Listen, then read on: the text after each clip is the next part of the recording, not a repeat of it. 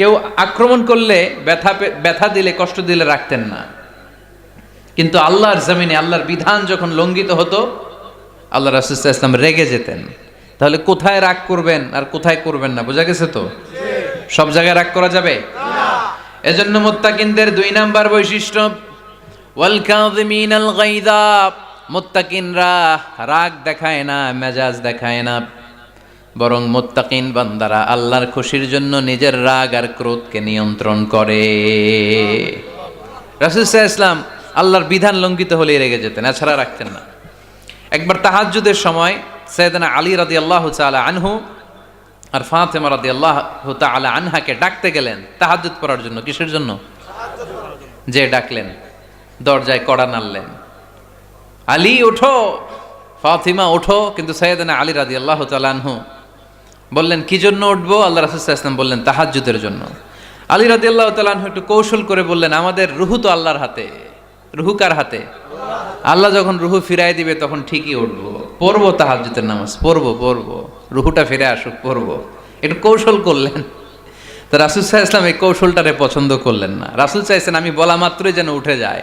রাসূল সাল্লাল্লাহু আলাইহি ওয়াসাল্লাম তখনও রেগে গেলেন। বুখারীর বর্ণনা, তিনি ফিরে আসতেছিলেন আর রাগে নিজের রানের মধ্যে চাপড়াচ্ছিলেন এরকম, ওয়াকার আল ইনসানু আকসারা শাইইন জাদালা। আরে মানুষ কত ঝগড়া করতে জানে, আরে মানুষ কত তর্ক করতে জানে, মানুষ যে কত ঝগড়া করে, মানুষ যে কত তর্ক করে, নিজের উপর নিজে ঝাল মেটাচ্ছিলেন রানের মধ্যে চাপড়াতে। সুবহানাল্লাহ পড়েন।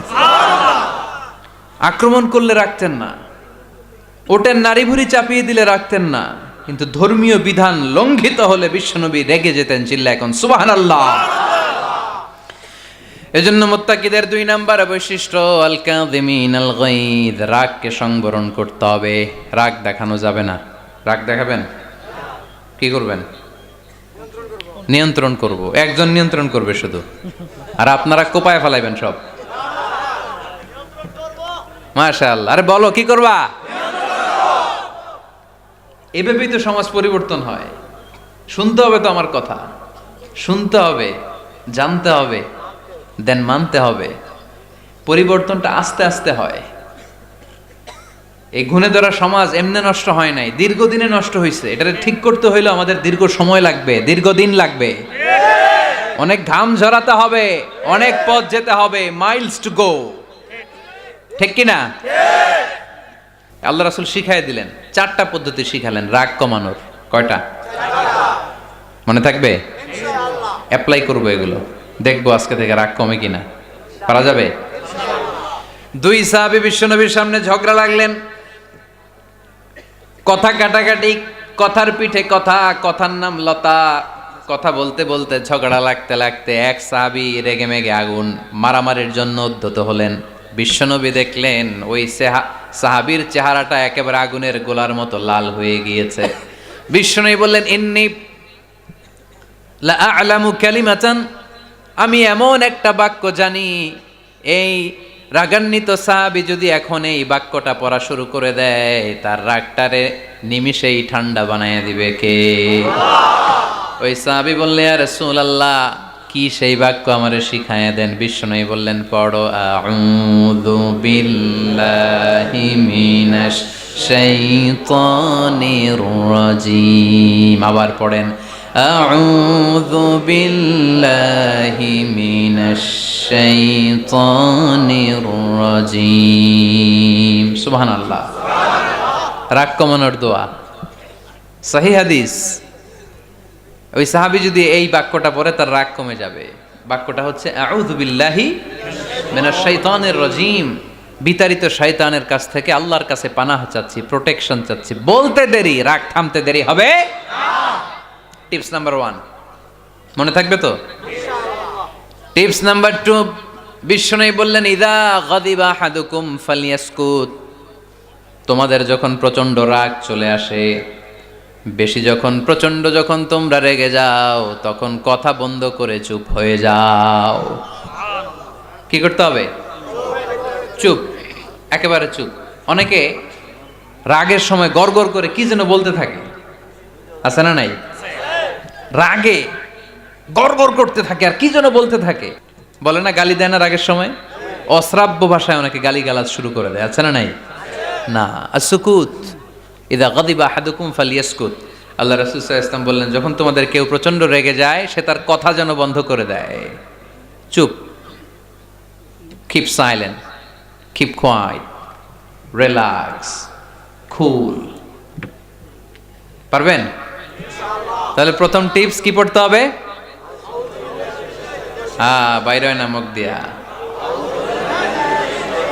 পড়েন আউযু বিল্লাহি মিনাশ শাইতানির রাজিম। এটা হলো 1 নাম্বার টিপস। 2 নাম্বার টিপস, ইযা গাদিবা আহাদুকুম ফালইয়াসকুত। মাশাআল্লাহ, চুপ থাকতে হবে। বেশি রাগ চলে আসলে কি করতে হবে? চুপ থাকতে হবে। 3 number tips, lower your action. আপনার অ্যাকশনকে কমায় দেন। কিন্তু আমরা ওই সময় মারি ডাইরেক্ট অ্যাকশন। রাগের সময় আমরা কি করি? আল্লাহ রাসূল বললেন লোয়ার, মিনিমাইজ ইউর অ্যাকশন।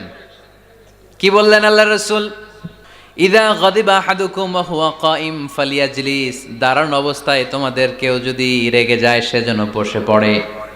ফা ইন যাহাবা আনহুল গাদাবু ওয়া ইল্লা ফালিয়াত্তাজি। কেউ যদি দাঁড়ানো অবস্থায় রেগে যায় সে যেন বসে পড়ে। বসে থাকার পরেও যদি তার রাগ কমতে না চায় সে যেন শুয়ে পড়ে। তাহলে দাঁড়ানো অবস্থায় রাগ আসলে কি করবেন? বসা অবস্থায় রাগ আসলে, শোয়া অবস্থায় রাগ আসলে চোখ বন্ধ করে ঘুমায় যাবেন।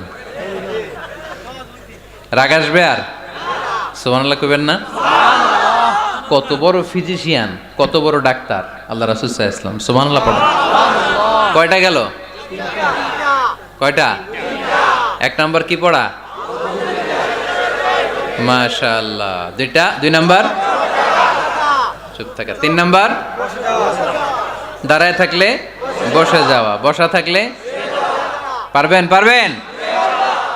4 নাম্বারটা অনেক মজার টিপস, শুনবেন? আল্লাহ রাসূল সাল্লাল্লাহু আলাইহি ওয়াসাল্লাম বললেন, ইন্নাল গাদাবা মিনাশ শাইতান। নিশ্চয়ই রাগ আসে শয়তান থেকে।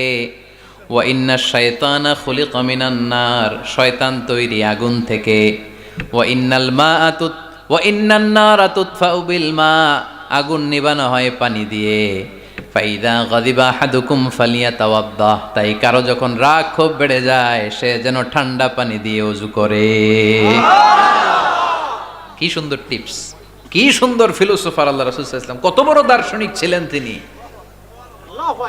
আল গাদাবু মিনাশ শাইতান, কথার সিকোয়েন্স দেখেন, ওজন দেখেন। আল গাদাবু মিনাশ শাইতান, রাগ আসে শয়তানের থেকে।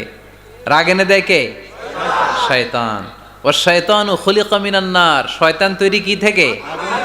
আগুন থেকে। ওয়ান নারু তুতফাউ বিল মা। আগুন নিভায় কি দিয়ে? ফাইদা গাদিবা আহাদুকুম ফালিয়াতাওয়াদ্দা। তাই তোমাদের কেউ যখন রেগে যায় সে যেন পানি দিয়ে ওযু করে নেয়। পারবেন?